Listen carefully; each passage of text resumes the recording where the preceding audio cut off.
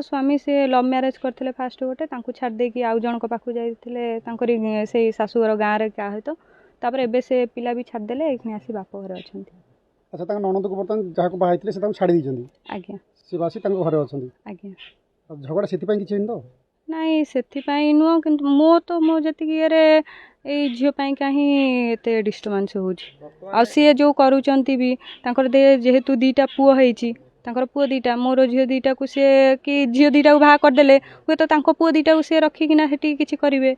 से भी हो पारे। आगुरु शाशुकर भल पाइबा हाँ आगुरु शाशुकर भल पाइबा भल मंद थिला 2 वर्ष है मुझे बाहर काम वाम करी पैसा पतर दिए मुझे जानी कि भल रियल भल पाते कि पैसा पतर दौली बोली भल पाते से तो मुझे कहनी कि बहुत भलरे थिलु आम छुआ है मसक